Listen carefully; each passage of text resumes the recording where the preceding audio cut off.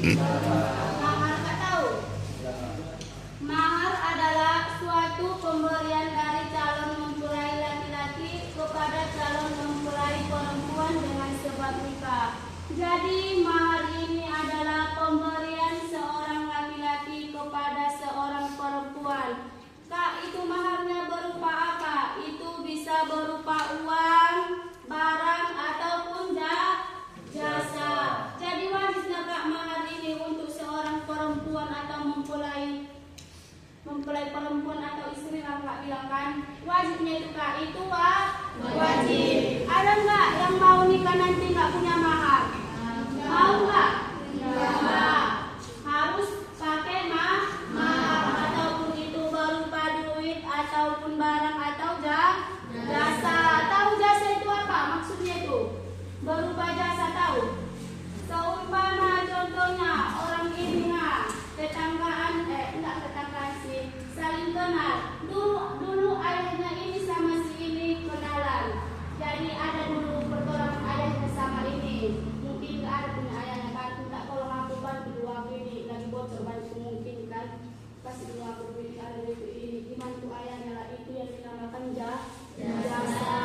Jadi mahar untuk perempuan itu wajib. Masuk kita pembahasan yang kedua dari ukuran mahar. Para ulama sepakat bahwa tidak ada ketentuan hukum yang pasti tentang batas maksimal.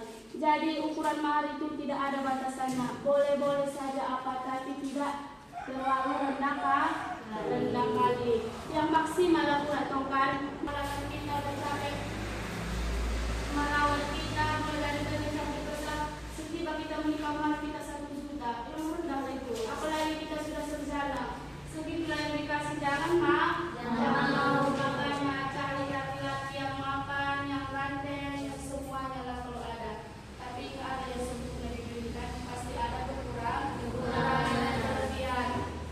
Sebagaimana Rasulullah SAW bersabda, nikahlah engkau walaupun maharnya berupa cincin dari besi. Jadi dulu ada kisah seorang laki-laki yang bercerita kepada Rasulullah, wahai Rasulullah, saya ingin menikahi si dia. Sumpah kita tulis namanya si Isa. Laki-laki ini kita buat namanya si Fulan. Wahai Rasulullah, saya ingin menikahi dengan dia.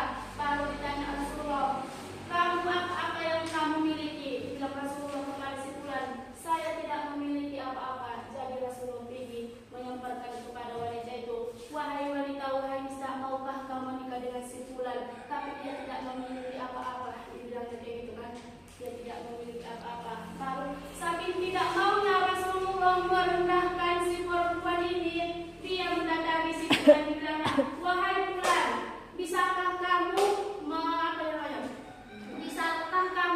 membuat si wanita itu besi cincin dari besi? Bisakah kamu mengusahakan itu? Dibilang si Rasulullah, iya Rasulullah, saya usahakan. Maka dari itu mahar si perempuan ini cincin dari besi. Itulah kisah dari Rasulullah dulu yang bercerita si Fulan kepada Rasulullah. Lanjut ke bagian C, macam-macam mahar. Berapa macam-macam mahar itu? Ada berapa? Apa saja macam-macam mahar? Siapa yang bisa menjelaskan dan apa maksud dari mahar musamma? Siapa yang pandai? Siapa yang bisa mengapakannya? Mencontohkan apa itu mahar musamma? Yaitu mahar yang disebutkan jenis dan jumlah pada waktu akan nikah berlangsung. Siapa yang tahu mencontohkannya? Yang tahu kakak kasih hadiah besok? Apa? Baru? Dibayar tunai. Itu dibilangkan waktu ketika Akan nikah. Oke, tepuk tangan. Yang tahu apa itu maksud dari mahar mislah? Mahar mislah yang jenis bentuk perdebatan antara suami dan istri kenalan keluarga. Apabila pembayaran mahar secara kontan, itu yang kakak jelaskan sebutkan tadi, yaitu maka dapat dibayarkan sebelum atau sesudah akad nikah. Kalau bisa mahar itu dibayar sebelum akad nikah, jangan sesudah akad nikah. Kalau sesudah akad nikah dibayar mahar itu nanti takut jadi berantem, takut nanti jadi nggak dibayar kayak gitu ya kan. Ataupun contohnya kakak buat menikah pada masa waktu kakak orang kakak ini kuliah, masih kuliah dia kan, masih kuliah dia, itulah dibilangnya nanti. Tapi belum wisuda ini, kayak kakak seumpama kakak contohkan kakak mau nikah kan beberapa bulan kemudian, tapi belum lagi wisuda kakak, baru itu kakak bertanggung jawabkan kepada suami kakak bilang, tapi kau harus meluluskan saya, harus bisa sampai wisuda, kakak bilang kayak gitu. Tapi akhirnya sudah menikah tapi tidak dilaksanakan, itu jangan mau. PT Jolo tamat Jolo Hamusikola, PT Jolo madu wisuda baru menikah. Baru yang kedua itu apabila pembayaran mahar secara diutang, yaitu maka kewajiban pembayarannya ada dua. Yang pertama itu wajib dibayar seluruh apabila istri sudah dicampuri. Kata kasarnya yang kakak buat yang di dalam kurung, nggak usah kakak sebutkan ya kan, kata kasarnya. Berarti wajib dibayar mahar apabila sudah kamu campuri istri kamu. Itu kamu bayar itu. Jangan kamu campuri saja, kamu tidak membayarinya, itu dibayar. Karena itu kewajiban kalian. Yang kedua itu salah satu dari suami ataupun istri meninggal dunia walaupun keduanya belum pernah berhubungan suami istri. Tahu maksudnya itu? Seumpama salah satu dari suami ataupun istri sudah meninggal. Contohnya kakak buat yang suami meninggal.